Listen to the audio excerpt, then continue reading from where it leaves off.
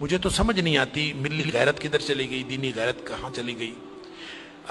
ہم پتہ نہیں زندہ ہیں، ہمارا زندہ رہنا جرم ہے اگر ہم ان کی مدد نہیں کر سکتے۔ ایسی کوئی بے حس اور بے غیرت قوم بھی کبھی ہوئی ہوگی؟ ہم نے تاریخ میں بے غیرتی کی بڑی داستانیں سنی ہیں۔ اللہ تعالیٰ قرآن میں فرماتا ہے وَمَا لَكُمْ لَا تُقَاتِلُونَ فِي سَبِيلِ اللَّهِ، اب تمہیں کیا موت پڑ گئی ہے، اب کیوں نہیں لڑتے تم اللہ کے راستے میں؟ وَالْمُسْتَضْعَفِينَ مِنَ الرِّجَالِ وَالنِّسَاءِ وَالْوِلْدَانِ الَّذِينَ يَقُولُونَ رَبَّنَا أَخْرِجْنَا مِنْ هَذِهِ الْقَرْيَةِ ظَالِمِ أَهْلُهَا، پوری دنیا پر ظلم کی داستانیں ساری دنیا دیکھ رہی ہے۔ مسجد اقصیٰ کو آگ لگا دی گئی ہے، ہماری بچیوں کو، بہنوں کو، بیٹیوں کو وہ اپنے گھٹنے کے نیچے لے کے بیٹھے ہوئے ہیں، تصویریں سوشل میڈیا پر شیئر ہو رہی ہیں، بچے چھوٹے چھوٹے قتل کیے جا رہے ہیں، کسی کو غیرت نہیں آ رہی۔ مجھے تو یوں لگتا ہے یہ ہماری نمازیں، ہمارے سجدے کیسے قبول ہوں گے؟ ہم جو مجرم ہیں جو آرام سے بیٹھے رہیں، کیا کریں؟ بے بسی کی انتہا ہے۔ میرا دل یہ کر رہا تھا کہ میں پاکستان کے جو حکمران ہیں، اگر 58 اسلامی ملکوں کے حکمرانوں کو تو ہم کچھ نہیں کہہ سکتے، اپنے ملک کو حکمرانوں کو تو کچھ کہہ سکتے ہیں کہ حکمرانوں اور فوج کے سپہ سالاروں، اگر تم ان کی مدد کر سکتے ہو تو کرو، ذمہ داری تو تمہاری ہے۔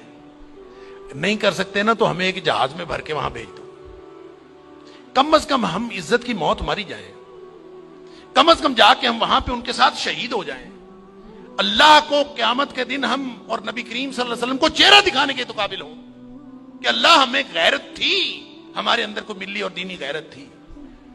تو دعائیں ہو رہی ہیں، وہ کوئی کہہ رہا ہے کہ اللہ تو کو ابابیل بھیج دے اور ان کی مدد کر دے، کوئی دعائیں کر رہا ہے، کوئی دعائیں کر رہا ہے۔ اس طرح کے لوگوں کی دعائیں اللہ قبول کوئی نہیں کرتا۔ دعاؤں کے لیے بھی غیرت کی ضرورت ہے، آپ پہلے قدم اٹھائیں پھر اللہ سے دعا کریں۔ وہ بیچارے ساری ساری رات وہ لڑتے ہیں ان کے سامنے، دعا تو ان کی ہے، اور اللہ نے یہ آزمائش میں سمجھتا ہوں ان کی نہیں ہے، وہ تو جنتی ہیں، وہ تو انشاءاللہ بخشے ہوئے ہیں۔ آزمائش یہ باقی ساری دنیا کی ہے، ہم ان کی وجہ سے مجرم بن رہے ہیں، اللہ تعالیٰ معاف فرمائے۔ تو یہ جب قاری صاحب پڑھ رہے تھے تو مجھے خیال آ رہا تھا کہ اللہ ان بیچاروں کے پاس طاقت نہیں ہے، وہ پتھر اکٹھے کر کے بیٹھے ہیں، توپوں بندوقوں کا مقابلہ پتھروں سے کیسے ہوگا؟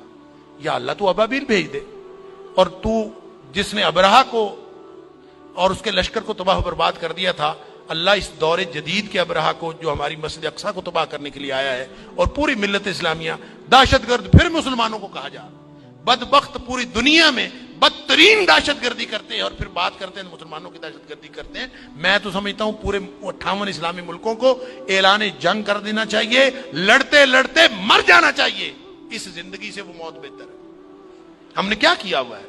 کیسی زندگی، کیسا دین، کیا کلمہ پڑھا ہوا ہے ہم نے، کیسی قرآن کی باتیں، کیا قرآن کے دروس۔